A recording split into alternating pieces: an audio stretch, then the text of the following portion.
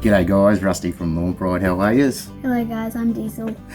Got me little mate in to give me a hand today. So we're here, we're going to give you guys, look, that are new to lawns, some hints and tips on what we might be looking at doing prior to winter, and obviously get ready for winter. We've got a few hints and tips and we'll briefly touch on those, and for more information you can go to our blogs, they'll all be detailed there.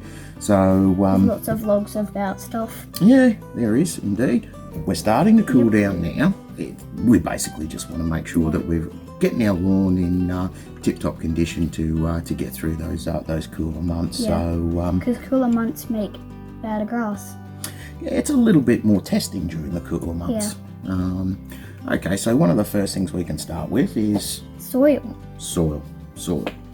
health. It's a perfect time of the year to obviously to get a soil test if you can, basically work out any deficiencies in the profile and the plant at the same time, and we can build and encourage that nice healthy profile to support our turf. So that is a good point and a good place to start if you've got the availability. We do soil tests, so by all means get in contact. Soil tests are really good when you're wanting to do it in winter. Yeah, for sure. Yeah, definitely. And it sets us up. You know, we come out of winter and into the growth season in a good position. Okay, what else would we be looking at? Mowing.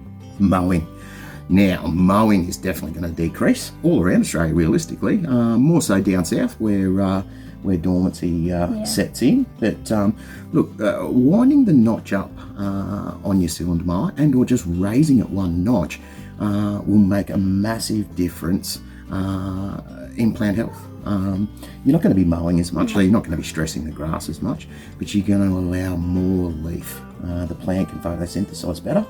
So you just raise it a notch and you'll reap the rewards realistically. What else we're having watering now. Watering. Yep. Okay, so growth season, obviously we're trying to maintain moisture in our profile, so we're watering a lot more. Obviously during the cooler periods we want to adjust the timing and the frequency. We don't need to water as much. We've got the cooler days, so we've got less evaporation, and the sun's sitting a little bit lower in the sky, so we get less daylight hours. So depending on your location, adjust your watering to suit, because obviously in winter you don't need to water that much, but you still have to water your lawn. Yeah, exactly right. The lawn still needs a drink basically, but we don't need to water as much. And look, if we can water in the morning, obviously ideal, or sort of that in the afternoon, allow the moisture that you put out, or the irrigation you put out, to try and dry prior to the onset of night time. Realistically, we don't want to promote fungal diseases, so watering's important. I think watering's important when you're in the hot summer. You need to water a lot because then it starts going brown. Yeah, that's right. Exactly right. We don't want the plant to go brown. No. Or lawn. Yeah. Another tip. Aerate. There is no better time than now to aerate. So basically we want to increase our oxygen airflow through the profile. That is key. We're going to relieve any areas of compaction at the same time, which is absolutely brilliant. And if you've got those areas in those shady spots, they hold a lot more moisture. So aerating those areas at the same time will allow the moisture to escape the profile. We've got a few shady spots. Yeah, look, everyone has a few shady spots, mate. It's part and parcel of it. So aeration can be done as easily mechanically, or get out there, manual labour, a little bit of pitchfork work, basically. So what else are we thinking? Pre-emergence are, I won't say they're critical, but they're pivotal at this time of year. They're look, it's where we see the onset of a lot of broadleaf weed germination, and our winter weed pressure increases with the usual suspect, winter grass. So look, having those pre-emergence down now at this time of year will definitely decrease the chances of any sort of outbreak of weeds. If you do get your winter grass, make sure you use a post-emergent and get onto them early and or hand weed them for the best way of control. But your pre-emergents are definitely going to help. Now, in saying that, if you're looking at oversowing your lawn through the cooler months with, say, a cool season grass, so the guys, for instance, that have got cooch and want to sow with, say, a rye blend, just be careful of your timing. So if you had pre-emergence down, just try and backtrack and work out when they were down. And if you're considering of oversowing, don't put a pre-emergent in for that simple reason. Righto, what else do you reckon? We have got garden maintenance. Garden maintenance. So, garden maintenance, pruning and trimming trees. Yep. Look, we've spent a lot of time on our lawns throughout the growth season, and we've had our lawns bouncing, full of health, but the trees have grown at the same time. Yeah. Shrubs, hedges, and You so gotta on. let everything grow. Yeah, that's right. But now, because we do have less daylight hours, basically, the overhanging trees, if we can trim those canopies back, what do we want? We want to decrease the shade levels and increase the sunlight. Yep. That is part and parcel of it. You want sunlight. You can't beat Mother Nature, mate, can you? No. When you've got shady spots, you need sunlight so they can grow. They need sunlight to grow. Exactly right. Of course they do.